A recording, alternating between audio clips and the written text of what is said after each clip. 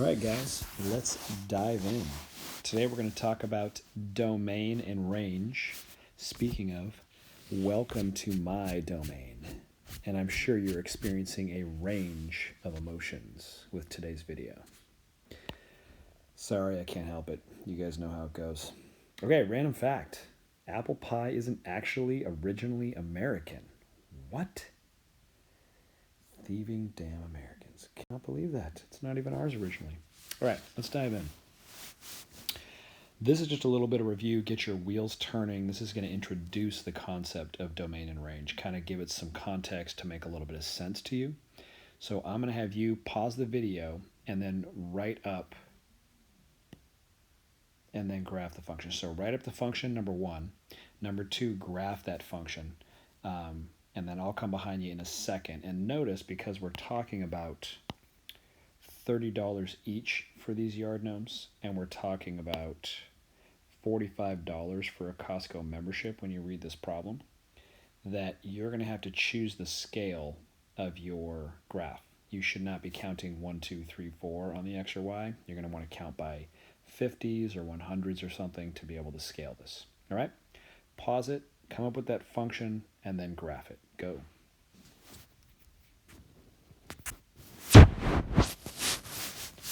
All right, you're back, which tells me you should have done that real quick. I'm going to call it f of x. We can call it y, we can call it f of x, but I like interchanging it to get you guys familiar with it. Yard gnomes are $30 at Costco, as in $30 each. So then I can write 30x, meaning x is the number of gnomes I'm going to buy. 1 times 30, 2 times 30. You get that. Plus that one-time cost of a membership, which is $45. So again, it's just like our classic two-step equation. From here, we can now graph this. And again, we're going to need large values. And I'll even write up a T-chart just to help you guys understand this stuff. One gnome would be $30 for the gnome plus $45 for the membership, $75. If I went all the way up to, say, 5 gnomes, 5 times 30 is $150 plus 45 is $195 total for the membership and the gnomes. So seeing those values tells me I should scale pretty big. X could be just ones, actually. I might have misled you a minute ago when I said that. I apologize. We could talk in terms of single units for X. And you get the rest of that. But my Y values should definitely be something large. I'm going to count by 50s. And we'll go ahead and graph it. We've got a couple of points right there. I just created a couple of XY pairs. If you throw some parentheses on, and we can just put those up there and graph our line. 1 and 75 is right about there. 5 and 195. About right there. So hopefully this is what you had. Now, that's just a good practice for writing up a function, graphing it, being able to read a basic word problem with that. But let's talk about this graph. This graph is supposed to represent costs of gnomes at Costco.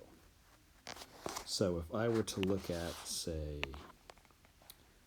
2 gnomes, if I want to buy 2 gnomes, it's going to, according to this graph, cost me somewhere around 100 or a little over $100. If I wanted to buy 4 gnomes, that's telling me it should cost somewhere in the ballpark of maybe $160, $170. But what about all of this over here? What does that represent? 0 gnomes would make sense. If I bought 0 gnomes right at the origin, that's telling me I would pay the $45 membership fee with no gnomes. But everything over here, what is that? That's like -1 gnome. What is that? Like I return the gnome to Costco and they pay me? Or -2. That's like I return 2 gnomes to Costco, so they're like giving me, down here is like negative money. So like This doesn't make sense anymore. Okay? And that brings in the idea of domain and range. Domain and range are simply where you have x values and y values for your graph that work. So even though technically this equation graphs into the negative x and the negative y's, because it's just a line, it's just a linear equation, realistically, we would only consider domain and range to be this upper quadrant, because in real life, you can't go into negative things to purchase, and you can't go into negative money. So we would really just look at it as only the positives for the x and y axis, and that's what domain and range tell us. They give us kind of this zone, this range of values for where your graph is valid, where your graph goes or doesn't go. So we would only use positive x's and positive y values in this example, okay? And you apply this concept to any graph of any equation, any function you're working with. You use it a lot in Algebra 2 later. So Yep, I think that's exploring it. All right, place. My apologies. Let's talk about it. Domain is dealing with all x values, okay? That's the first thing. Versus range, which is dealing with all the y values, okay? So you have x values on the graph, you have y values on the graph, and they correspond to domain and range. How do you remember which is which to not get them confused?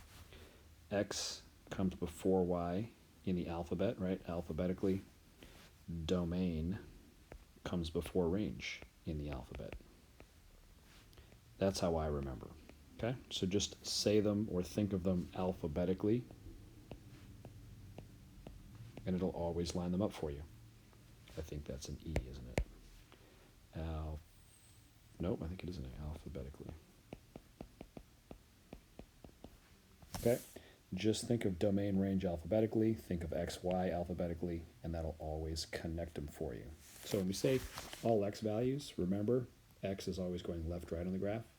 So when you're asked about domain, you're asking where do all the x values, where do they start, where do they end for this graph?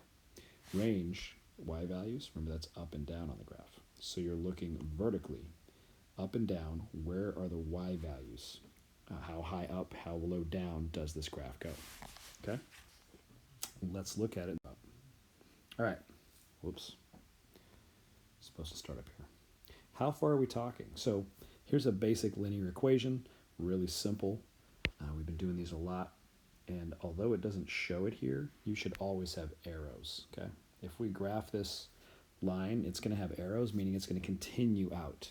So we might say, if you weren't thinking in terms of those arrows, we might say, oh, well, the domain, which we're going to call D, that looks like it's going from about -7 or -8 over to about +8, and so we might say for the domain it's from -8 to +8, and this is one way you can write it. You can just put it, it's called set notation. It looks like a point. That's not a point.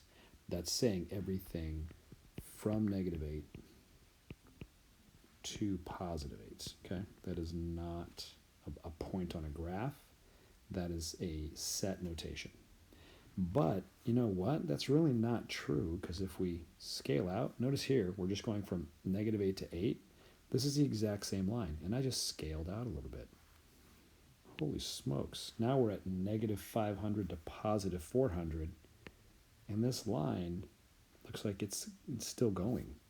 So I scaled out even further, and we'll get back to this in a minute. We'll erase that for the moment. We scaled out even further, and oh my goodness, we're at 12,000 to +10,000. And this line shows no signs of stopping.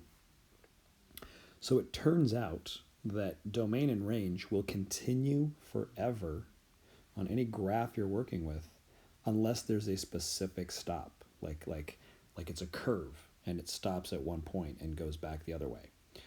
Or it meets some end. but any kind of a line or a graph that's heading upward or outward with arrows, it's going to continue forever. So let's talk about how we'd write that up and what that means. Domain, we're going to call D. Range, we'll just call R. And if we want to talk about domain, remember, it's going left to right, and it's dealing with all the x values. Matter of fact, I'm going to color code to make life easier for you guys. Range, remember, is always going vertical from now on. It's all the y values. That's what we're looking at. So when we look at domain, our question is, how far toward the negative x's and how far toward the positive x's does this graph go? And we can see, no matter how far we pull back and look at this graph, we're already up at negative 12,000, and it's just continuing. So it's going to go to infinity negative on the x's, and it's going to go to infinity. It's already up at 10,000 and still going strong. It's going to go to infinity on the positive end as well. So it turns out there's a couple ways we can say that. We could use that set notation. Okay, sorry. So we could use that set notation we just learned. And we can say negative infinity with this kind of fallen over 8 to positive infinity with another fallen over 8, kind of a drunk 8 I call it. And that's one way we can write it. That set notation is saying the domain, the x values for this graph, another way to say it is the x values I'm allowed to plug in to this equation is from negative infinity all the way up to positive infinity. In other words, every single number that exists. You can use all numbers. So another way you can write that is by saying all real numbers, and all real numbers can be written with a double bar R. Okay, so these two things here, they're saying the exact same thing in two different ways. I'm showing you both so you start getting comfortable with them. You can use either one, and it's important for you to understand what they are. Both of those are saying in both directions forever the x values extend for this graph. You could use any number, no matter how small or how big, and it'll work with this equation. It's allowed. It'll plug in, it'll calculate, it's part of your graph. Okay, let's look at the range. Now, even though it's heading a lot further to the left than it's heading upward, the slope is fairly flat. Even though that's the case, it's still heading upward as we go. And if you look, we're already at 4,000, which may not be as big as negative 12,000.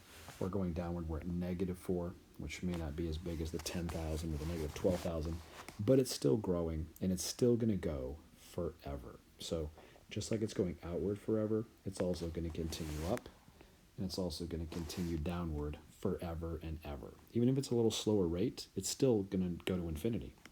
So we end up with the exact same answer on this graph. We're going to go from negative infinity, right down here, it's going to go down to negative infinity for y, all the way up to positive infinity forever on the y values as well. And again, if we wanted, we could say double bar R, all real values. Those are just two ways to say the same thing, okay? Now, you might be asking at this point, well, what the heck is the point of this if the answer is every number every time? Great question. We don't normally use a lot of domain range on linear equations for this reason. To get talked about. All right. So here, let's look at some special cases, right? They always come back to special cases. We'll call this guy A, and that's just a regular slanted line with a slope on it. So if we talk about his domain and range, I bet you guys already know what I'm going to say. His domain is all his x values, remember? Going left, right. Range is how far up and down for his y's. And his domain is all real numbers. It's going to head to negative infinity on the x. It's going to head out to positive infinity on the x. So we're just going to call it all real numbers. The range ends up being the same thing. It's going to head downward into the negative y's as far as it goes over. It's also heading upward into the positive y's into infinity as it goes out. So we end up with all real numbers for domain and range on A. But notice, let's look at line B over here. Our special case lines, not so. Let's talk about his domain and range. Now we're actually getting into the idea of domain and range. We actually have to read the graph and do a little analysis. The domain is our x values, and if we look at it, where on the x-axis does line B exist? It's definitely not forever into the negatives and forever into the positives. In fact, there's only one place on the entire x-axis where this graph exists, and that is where x equals 3. That's it. The domain of this graph is just where x equals 3. In fact, we shouldn't write it that way because that's the equation of the line. Let's write it in a different format. We should just say at 3, and that's it. So that's like set notation. The only x value is 3, and we know that we're talking about x because it's domain. We put it in front of domain. That's it. Range goes forever in the downward direction, forever in the upward direction. So again, we can say negative infinity to positive infinity, or double bar r, all real numbers, whichever one you like to use. Okay? Now let's look at line C down here.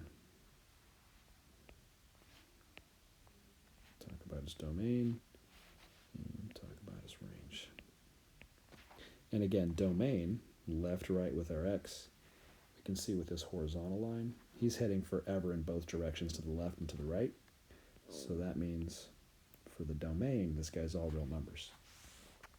All his x values will go to infinity both directions, but his range, he only exists at one very specific point on the entire y-axis, and that's at the number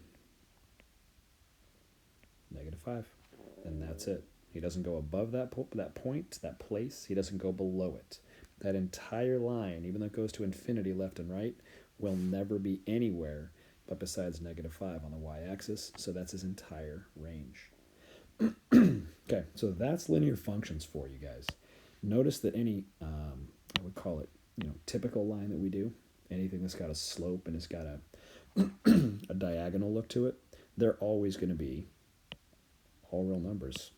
Unless it's a special case type of thing, like a real world word problem, like I introduced the lesson with, in which case you would interpret it and you'd say, well, where in the real world can these values apply? And you only use the part of the line that it would apply in the real world. But other than that, it's always going to be all real numbers. Our special cases, that's what your vertical lines are going to look like. Their domain is just the number they exist at. Range is going to go forever in both directions. And then that's your other special case right there. All right. Here's the other kind of fun way to apply this when we talk about the other types of functions, the other stuff we're going to see in Algebra 1 and then later on in Algebra 2. And I even left the graphs, the equations next to the graphs this time so we can see. Okay, we'll talk about this blue one as A. And notice we can see, hopefully you guys remember, most of you did pretty good on that quiz, that is a parabola shape, which is made by a quadratic. And we can see right there, the x is squared. That's what makes the quadratic. Square the x, you get that parabola shape. And now let's talk about his domain and range.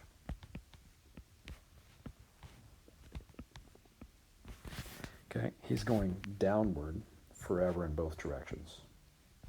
He peaked. Oh, and I was counting by, I didn't fix my graph, it should be counting by ones. So notice right in the middle here should be -3. There was one counting by 1, but this time it was counting by 2s, so please notice that. You guys got to see in between each of those to count the whole numbers. So it goes downward forever, and it's also going outward forever. Even though he's not going out, even though this direction he's not really moving very outward very quick, he still is moving outward as he goes out over time. So technically, the x values on this graph are going to continue moving outward forever as it goes down lower and lower and lower. If we were to pull back and look from a much farther away point, we would see this graph go up into the tens of thousands, just like the others, And this parabola would just get bigger and bigger and wider. So that means if he's going outward in both directions, his domain, his x values, are from positive infinity to negative infinity. It's going to go forever. It's all real numbers for the domain. The range, we can see something. The range has a stop point. It's going to go to negative infinity because it's going downward forever. It's going to keep going down to negative infinity for our y values.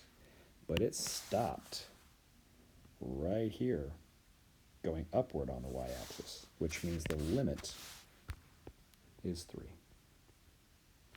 Our graph is only going to have a range of going up to 3, and it's going to stop.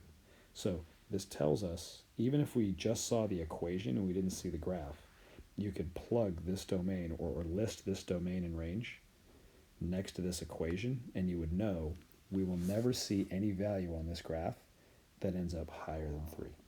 It's not going to go any higher than 3 on the y-axis. All right, let's look at a couple of the other ones. I'm hoping this is starting to connect dots for you guys because we're doing the same thing over and over with each one. So let's keep doing it and help you connect some dots. Let's go with brown.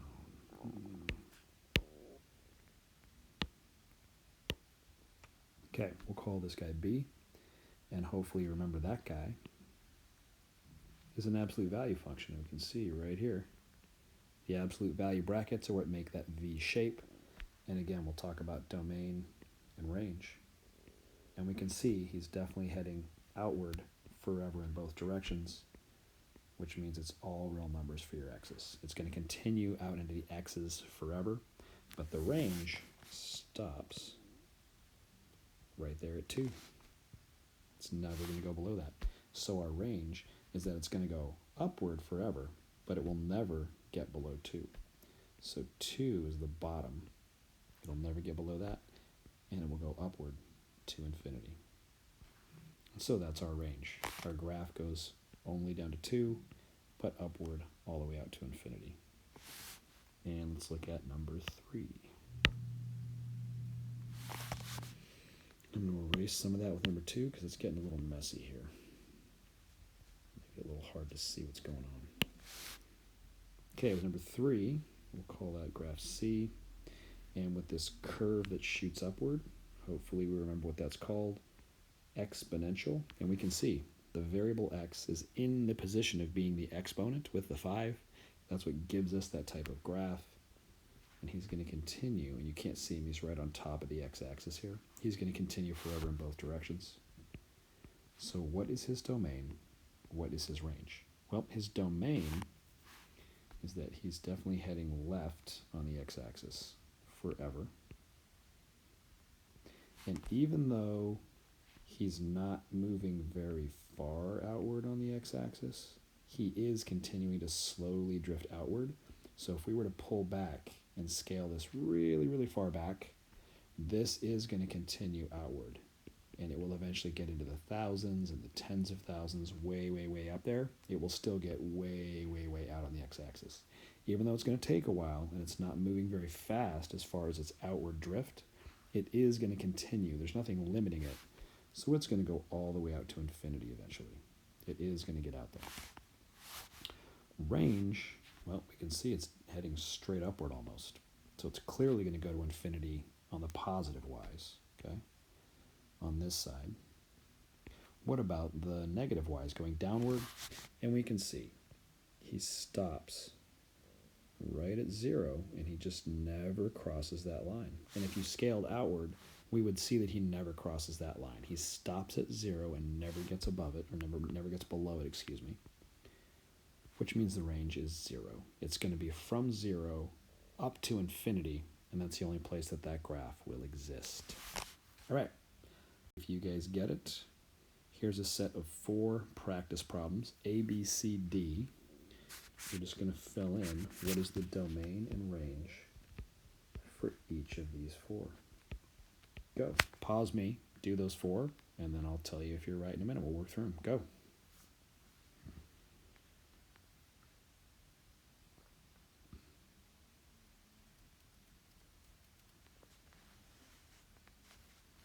All right, hopefully you did them already. A is just our special case line. It's heading directly horizontal in both directions. Its domain is definitely going to be all real numbers. His range is only right there. It's only hitting at a y value of 4. So the entire range of that graph A is just at 4. Okay, B. That's just our classic linear equation. It's heading upward and outward. It's heading downward and outward the other direction forever. So that's going to be all real numbers or negative to positive infinity for both, however you want to write it. All right, line C, another special case line going straight vertical. So our domain, it's only crossing x in exactly one place, 3. That's the entire domain for that line. Its range is going to be all real numbers or negative to positive infinity, however you want to write it. And last one, D. There's our parabola. His domain, left to right, even though he's not moving outward very quickly, he is going to continue moving outward as that parabola grows and it goes downward. It's going to get wider and wider and wider, and it's going to continue all the way to infinity. But his range is limited right here. It never gets above a y value of 2, so it's going to go to negative infinity. It will go downward forever, but going upward, it will stop at 2. All right, how'd you do? All right, let's get to your homework. Back to the first one. Whoops. There's 2 pages of homework. This is the first page. You'll have this set of problems. You can pause it here to do these. So the first one, there you go. Pause it and do those. Don't forget the other page. See you guys. And then you also have this here, getting the domain and range of those 4 graphs. So that's your homework. And